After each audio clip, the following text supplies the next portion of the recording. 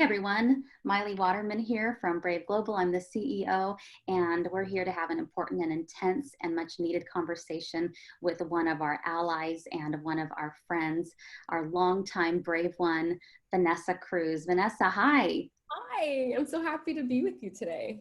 Thank you. Thank you for joining us. Now, I'm going to let you introduce yourself and then I'm going to brag on you a little bit. So Oh, tell wow. us about yourself, what you do, and where you do it. Yes, I am. Hi, everyone. I am Vanessa Cruz. I'm part of Revive Church staff. And so I am the director of student ministries at Revive Church in Long Beach, California, and several campuses. And so I'm so grateful that I get to work with young people. So that's been my job for now 5 years. I think it's 5 years, but I've been in ministry for like 10 years doing youth ministry specifically. So yeah, it's been my heart, and I'm just so grateful that I get to do what I love at Revive. Awesome. And Vanessa is the youth pastor at my home church. I go to Revive Church. And for those that don't know, Revive Church is actually the birthplace of Brave Global. We have been doing the Brave Youth Empowerment Conferences there in Long Beach for 7 years now. And so all of this time, Vanessa has been on stage with us as an MC, as a facilitator, and just one of our biggest fans and championing our cause. And so we're grateful to have you on. And Vanessa is also the youth pastor to my own son, who is an 11-year-old middle schooler. What a time to be a middle schooler. Oh my goodness. So you are in Long Beach, Vanessa, like you said, at Revive Church. And, for those of you who might not know where Long Beach is, we are in the greater LA County. And this is a very diverse community. Vanessa has over the years dealt with some incredible challenges with her students just in the last 5 years. She has dealt with kids that have had experiences with active shooters on their campuses, kids that have parents that have been detained by ICE. She has dealt with many kids who are exploring their sexual orientation and identity. So when I say that Vanessa is on the front lines in urban youth ministry, I am not kidding. So, Vanessa, how many kids are in your youth group total, high school and middle school combined? Yeah, so we're in a really cool situation at our church where we have several campuses. So total, it would be around 80 students, but at each campus it's different. But yeah, overall, high school and middle school, it would be around the 80 mark. Okay. And obviously 2020 is a year that none of us could have ever Yeah. expected or made up. The things that we are going through right now as a nation, as a church body. For me, running a nonprofit organization, these are challenges and struggles that I never could have imagined. And this particular conversation is about how you have chosen to talk to your kids about the issue of racism and inequity and supremacy and division over what our Black brothers and sisters have been going through for centuries. And in case anybody is wondering what Brave Global's stance is on that, we are standing in solidarity with our Black brothers and sisters. We are committed to doing the hard work. We're dedicated to investing in their lives and stating that their lives matter, Black lives matter. So if you didn't know, now you know. That's where Brave Global stands. So listen, we are over 2 weeks past the murder of George Floyd at the hands of a police officer, which has sparked one of the most racially charged revolutions since the riots of '92 and possibly even before that. At what moment, Vanessa, did you know that you had to get in front of your youth with a message about this? Yeah. So the day that it like was really heavy, obviously when George Floyd's death, I think brought so much light and conversation all around the world, as we've been seeing. And so for me, my biggest, like, what was heavy on my heart was that there was so much content, so many voices, so much information, and I just knew that we had been given the privilege to also be a voice in our youth's lives, right, in our students' lives. And so because we have this privilege and a responsibility to be a voice, like, I felt really heavy that we need to be the voice for the local church, to have a voice in that, because if not, students are going to find They're always looking for something to follow, and they're always searching for more information. That's the generation that we are leading. And so if we don't say anything, I was really concerned about them getting the wrong information and just finding hope in the wrong places. And so for me, that was like the minute I realized, like, we have to talk about this. It has to be a candid conversation. It has to be clear, and it definitely has to be something that we are willing to like bring forth and talk about, and to even be uncomfortable for some students perhaps, and not be afraid to have that conversation. So that was my approach. It was more of like, the church is the answer to transforming hearts. And so if we don't give them the hope we have in Jesus, my concern was that they're going to go and like find it somewhere else. Yeah. And we know that they will. There's so much information at our very fingertips with these little smartphones here, Yeah. and on the internet. And so I appreciate you, Vanessa, being bold. And I speak on behalf of my husband and I, who are parents of, like I said, a middle schooler, being bold enough to have those conversations. And as a church leader, you know, a lot of times our church leaders, especially during these times, are shying away from difficult conversations because maybe they don't know what to say, or from a faith standpoint believe that the conversation might be a little too complicated. And so for you as a faith leader to step out and say, hey, it's not too complicated, it's really simple, we just need to start talking about it and talking through it and making sure that our youth are educated and aware, it speaks volumes to your leadership. So thank you for that. Because of COVID, your youth have been used to meeting online now for several months, and you do smaller groups online, and then you do the larger gatherings. And so, tell us what was different about last Tuesday's youth group. Yeah, so yeah, we have the privilege to do a once a month gathering online through Zoom with all our students, because we definitely have gone the route of doing more small groups, which has been great. And so last Tuesday, I just again felt really heavy in my heart, and I've been learning from my own brothers and sisters in the Black community. And so something that really hit home for me, that I think made it extremely personal, was to lament and to hear, and to listen and to pray. And so I really felt that I should just, whatever I'm like learning right now, bring it to our students. Like, I don't need to have all the answers, but I wanted our students to have an experience of lamenting, an experience to listen, an experience of praying, like actively doing it in the moment. And so last Tuesday, although we do worship every week, every time we meet, and we do pray, we did change it up to be specifically about what's going on right now. And I pushed for the lament, like to be in the pain, in the suffering, to sit in it, even when it's uncomfortable.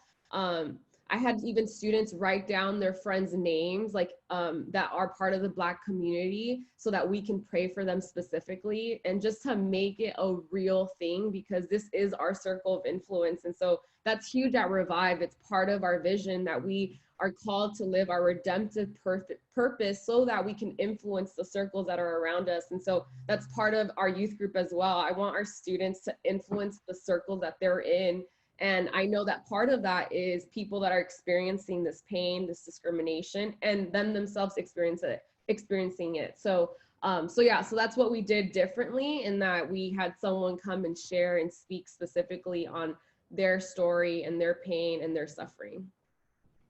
That's great. That's great, Vanessa. And if anybody who's listening right now, we will put in the comments a link to a really good conversation from another nonprofit partner of ours, UIWI, about lamenting, what it means to lament, especially right now, and especially if you are a faith leader in the urban community. So that'll be in the comments in a few minutes. And please take the time to watch it.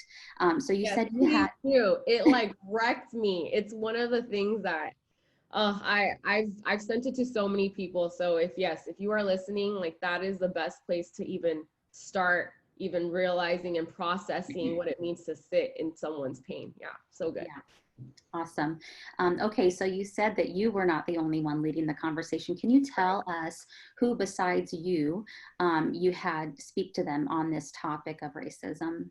Yeah, so I had a friend of mine who is a youth worker, and he's part of our Revive community, and he was a youth leader a couple months ago, and recently just transitioned out to continue to work in like on campuses. So he works for Crew. His name's David Potts, and he came and shared, and he's part of the Black community. And so I just felt really heavy in my heart that yes, I don't mind having those conversations, but at the same time, I do want our students, the students we're leading, to hear from someone that's in the Black community. And so so I had him share his story and had him share just kind of how students can kind of wrestle through this and work through it, and also be an ally in the midst of all this with their friends, you know.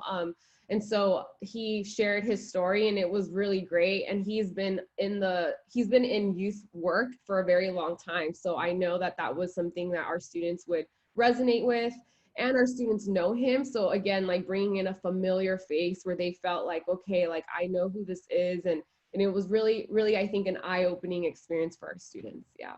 Yeah, I tried not to walk in, even though I wanted to be in youth group that night.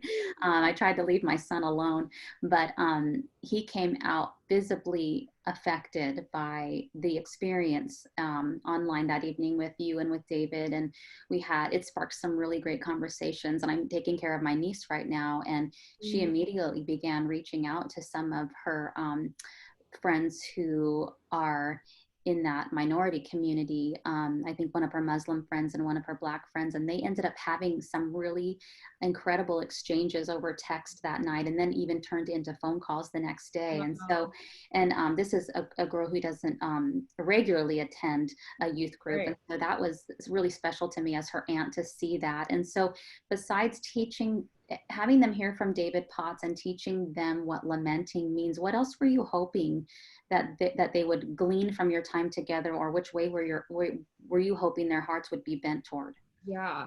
Um, my biggest thing was that I wanted them to know that the local church's response isn't a passive response. And so again, like we are a church and a youth group, and so specifically that is where I'm leading. And so I wanted to make it really clear that the local church is willing to step in and to be responsive, and to show up and to speak up and to love our neighbors, what it means to really walk and be like Jesus. And so that was really what I wanted our students to lean in on, and to have this voice that was a Jesus filled voice instead of all these other voices, which, don't get me wrong, are great voices, and yes, we should be listening to them, but I wanted to make sure that they were also hearing a biblical perspective, and just to back up everything that they are watching already on social media and just through friends conversations. And so my biggest thing was students need to know that the local church is responding, because I want them to grow up and know that the church has answers, in that we can be part of the solution. And so that was my biggest like push. And then the second thing was for action steps. Like I do think that there's a lot of talk going on, and so I want to make sure that we're also equipping our students to have some action steps in their worlds, and what that looks like you just said, like whether it's a phone call, a text message.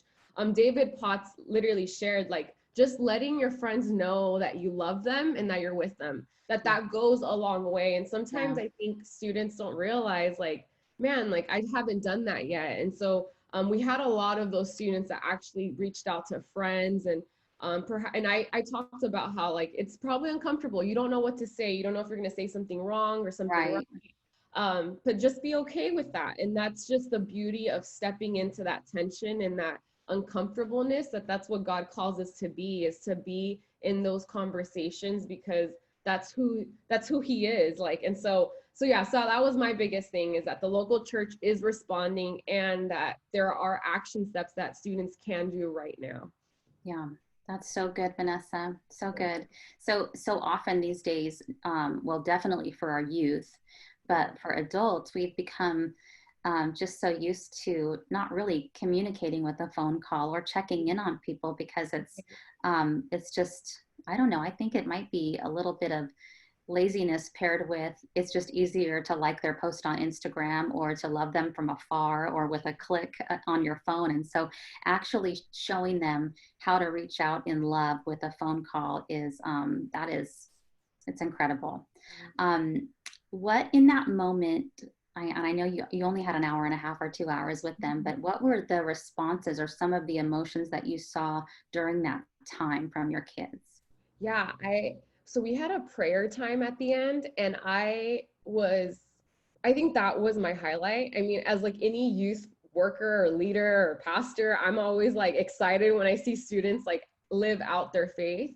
But when they were praying, I really believe that it was a response to what the conversation had been that whole like hour. And because I had students pray specifically, like our leaders prayed, but it was majority led by students. And I wanted that because I wanted students to lead themselves, like students lead students, and then also lead us to let them know that we're also learning from them. We don't know everything, right? Students are in the midst of it too, and they have seen it for themselves. And so I wanted students to like pray and lead us. And when they were praying, I was blown away by the prayers that they had, you know. Their awareness, the love, their heart for like people and for their friends, I think was so great to hear and to see and to know that they're asking God, like, God, would you give us wisdom? Would you help us to love our friends better? Some of them even brought up the reality of like us not being black, like what that means. And as they were praying, they were saying that. And so for me to know that obviously it wasn't that conversation that changed everything. Conversations are happening at home, which is great and which is huge for parents to be empowered to talk about it. But to see them pray and talk through it, like I think was like the biggest win, because I do think that that's where you see the real growth, when they're willing to talk to God about what's really going on. So that was huge. That's good. That's so great. And since the meeting, I assume you've gotten a lot of feedback. I know I texted you right away. Thank you so much. I texted David Potts right away. Thank you so Yeah. much. Sometimes for parents or caregivers, um, your voice becomes the voice that they're not, excited about listening to anymore. And you need a third party to come in and kind of reinforce what you're trying to teach. And that's when a lot of our youth workers step in for the parents and give us the endorsements on whatever we're trying to teach. So I assume even hearing from people that weren't their parents was so effective. Did you get a lot of good feedback? I did. I was grateful.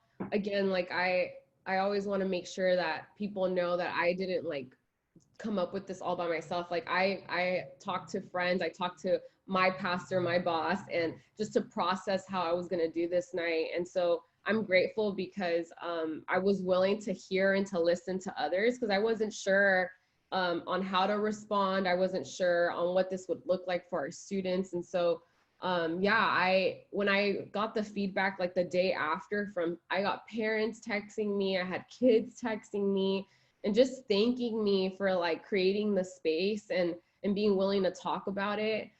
Students reposting our conversation, I think, was huge. Again, students only repost things that they really like. And so for them to post something about youth was like, oh, that's good. Like, that means we did something right. So it just shows that when you really bring it into their world, they're willing to share it and to then speak up more about it. And so I think that was like the biggest win, is that I'm praying and hoping that that conversation didn't end there, that it was just the beginning of many conversations with their families and their friends and their loved ones. So Yeah.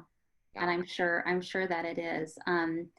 We've been talking in my house about something I heard from pastor, professor, author Marcus Goody Goodlow, who you know as well.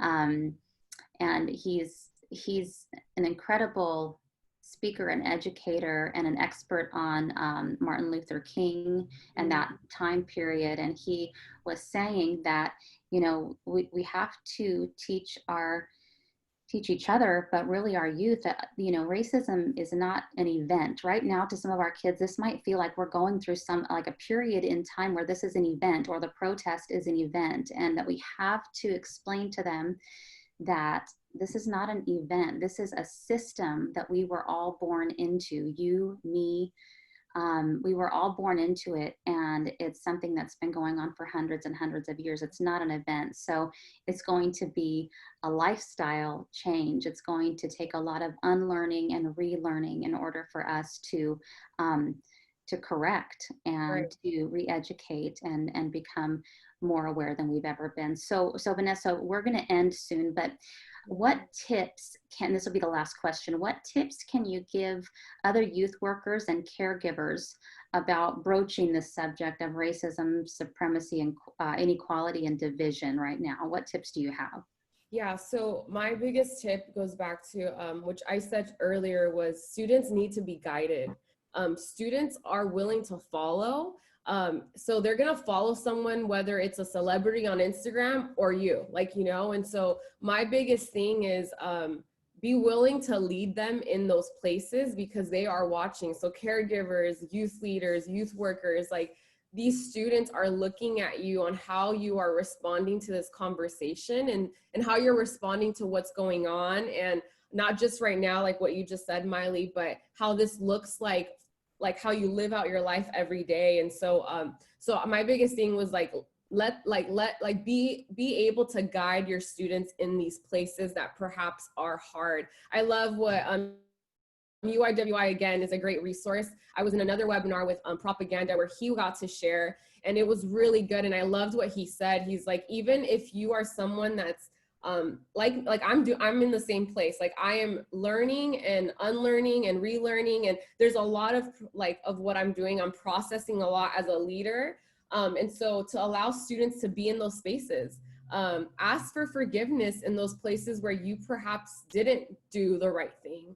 Allow them to be part of your journey of learning, because students are watching. Again, like students are seeing how you are able to respond even when you've made mistakes, even when you didn't do the right thing, or even when you were just blind to what was happening in front of you. Allowing students to see that vulnerability and the rawness is what I think this generation obviously is really good at. They love raw, they love real, they want to know what's really going on. And so if we're able to lead in such a way where we are able to show our mistakes, show our failures, but also show that we are willing to move and move forward so that we can continue to see movement and change. So again, we're responsible of leading this next generation. And so we are to point them to Jesus and to the gospel, which is ultimately to love our neighbor. Like that's the reality. That's like the fundamental thing about Christianity, right? Is to follow Jesus with all our hearts, minds, and souls, and to love our neighbor. And so if we are not loving our neighbor well, like that then questions how we are leading our students. And so if you are able to lead students so that they can love their neighbors, I think is going to be the biggest win in the long haul. So yeah, that would be like a couple of things that I can think of right now, is just allow students to be part of your journey as well as your relearning, learning, unlearning, all that's going on right now. Yeah, so good. In it for the long haul. I love that, Vanessa. And for anybody watching right now, Brave Global is in it for the long haul. We will be continuing to have these conversations, and we'll be doing that for as long as it takes.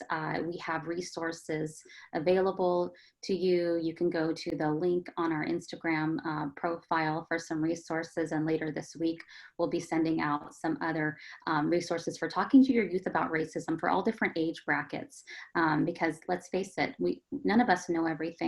And right now we're finding out we actually don't know a lot, and we need to start reading, we need to start educating ourselves, and we just need to be open with no defensiveness, just soaking it all in so that we can be true allies. So Vanessa, thank you so much for being with us. Of course.